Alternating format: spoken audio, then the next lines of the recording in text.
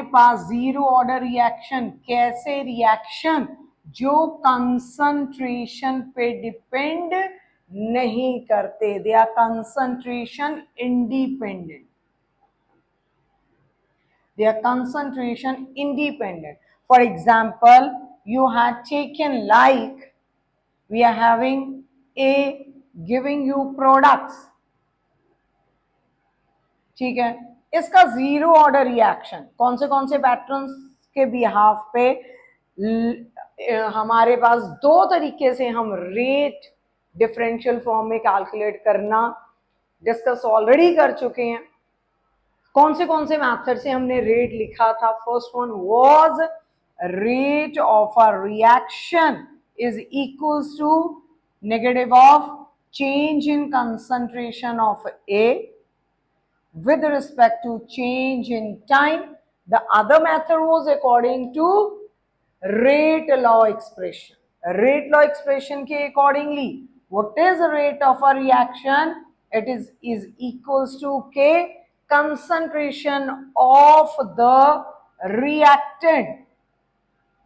पार कितनी होगी for zero order reaction? It will B zero, ठीक है। सो जो इसका एक्सपोनेंट है जीरो, तो इसकी वैल्यू कितनी हो जाएगी बेटा? दिस विल बिकम 1, ठीक है। तो ये डिफरेंशियल फॉर्म था हमारे पास रेट ऑफ रिएक्शन को कैलकुलेट करने का।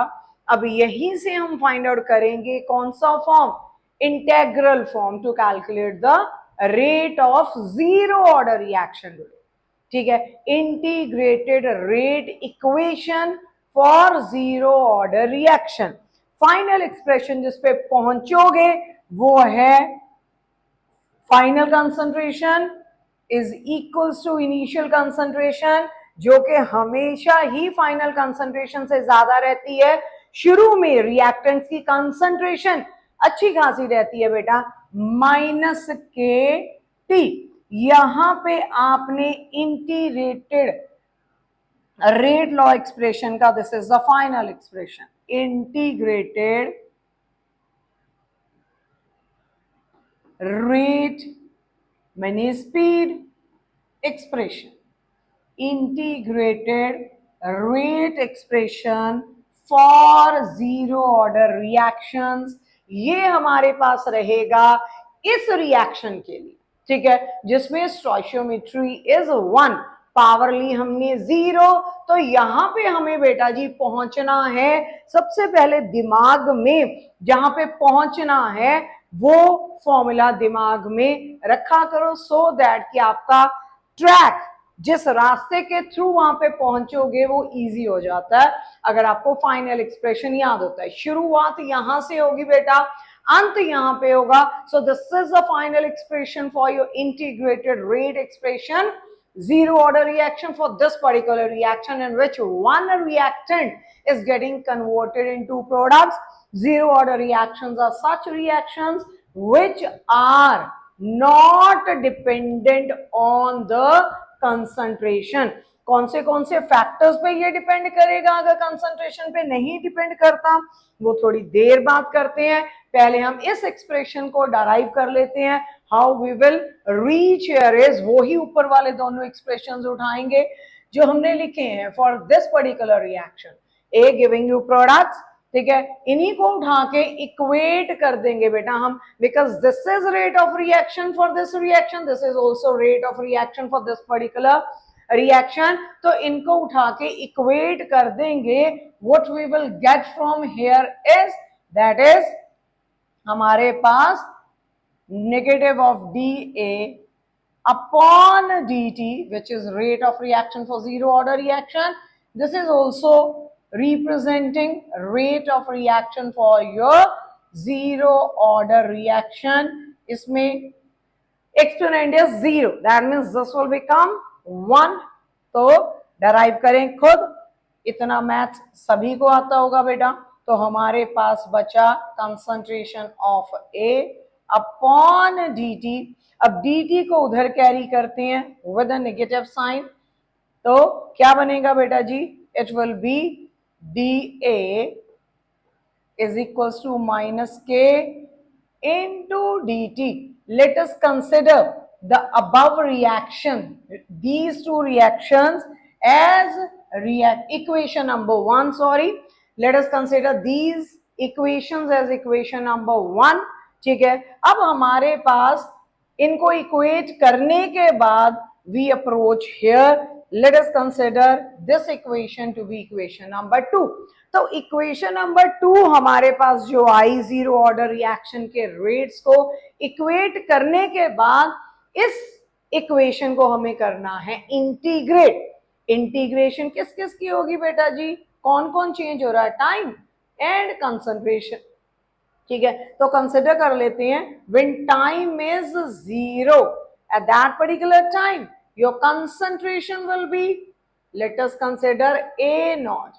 ठीक है, तो जब टाइम 0 है, आपका रिएक्शन अभी शुरू ही नहीं हुआ है, आपके पास सिर्फ और सिर्फ वहां पे कौन नजर आएंगे? रिएक्टेंट्स.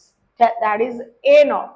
ठीक है, 100% वहां पे सिर्फ रिएक्टेंट्स यू विल सी. जब टाइम अप्रोचेस टू टी, कुछ टाइम हो गया 10 मिनट, 15 मिनट, आधा घंटा, उस टाइम कंसिडर कर लेते हैं concentration changes to A. So A naught अब ए में कन्वर्ट हो गया विद टाइम. शुरू में 100% आपके पास रिएक्टेंट्स थे. सपोज हमारे पास 30% रिएक्शन डन हो गया. 30% अगर रिएक्शन हो गया बेटा, तो अब हमारे पास रिएक्टेंट्स कितने बचे हैं पीछे? 70%. ठीक है, 30% रिएक्शन होने के बाद रिएक्टेंट्स कितने बचे हैं? 70%. हमारा पूरा फोकस यहाँ पे कंसंट्रेशन ऑफ रिएक्टेंट्स पे रखना है. ऐसा नहीं 30% रिएक्शन कंप्लीट हो गया तो पीछे अब रिएक्टेंट्स 30 बचे हैं. नो. ठीक है, you have to calculate the percentage of reactants left in your reaction container. ठीक है, तो हमारे पास time 0, initial concentration A naught, time approaches to T, concentration of the reactant changes from A naught to A. Let's integrate this particular equation within these limits. So integrating above equation, integrating above equation within the given limits, तो हमारे पास initial concentration A nought, final concentration A. ठीक है, ये integration हुई बेटा इस side की. This is constant term, K is constant. तो यहाँ पे इंटीग्रेशन टाइम की है. जब टाइम 0 कंसंट्रेशन ए नॉट, जब टाइम टी कंसंट्रेशन कितनी? ए. ये dt की कंसंट्रेशन हुई बेटा. सो इंटीग्रेट करोगे हमारे पास इंटीग्रेशन आएगी ए की A nought to A is equals to minus के टी की 0 टू टी. तो यहां से बेटा जी upper limit minus lower limit करने पे that is A minus A nought is equals to minus K upper limit T minus 0. ये हमारे पास बना. इसको सॉल्व कर लें. माइनस के टी यहां से 0 ही हो जाएगा. सो ए माइनस ए नॉट. अब ए नॉट को शिफ्ट कर दे दूसरी साइड में, you will get A is equals to A naught minus के टी. ए नॉट में से इनिशियल कंसंट्रेशन में से कितना सब्ट्रैक्ट करोगे कि फाइनल कंसंट्रेशन आपके सामने आए? This is what? This is your initial concentration, this is your final concentration, this is your rate constant which is specific for a specific reaction. This is time within which your reactants have converted into products. This much product, sorry, this much will be the reactants left in your reaction container. ये हमारे पास final concentration है किसकी? Reactants की. Initial concentration reactants, rate constant and this is time. मैंने आपको शुरुआत में बोला था एंड तक जहां पे आपने पहुंचना है वो माइंड में रखें. It will be easy then. ठीक है, यहाँ पे हमने आर नॉट के टी की टर्म्स में बात की थी. कुछ बुक्स बेटा क्योंकि रिएक्टेंट्स की बात हो रही है तो यहाँ पे कंसंट्रेशन ए की जगह पे आर भी कंसिडर कर सकते हो. तो ऊपर मैंने आर की टर्म्स में बात की तो आर यहाँ पे is parallel to A. and R naught is parallel to A naught, means these are just the variables representing the concentration of reactants in the initial stage and in the final stage. ठीक है, तो ये हमारे पास integrated rate equation आई, ठीक है, जिसको use करके आप अपनी रिएक्शन के अंदर रिएक्टेंट्स की कंसंट्रेशन किसी भी टाइम पे कैलकुलेट कर सकते हैं।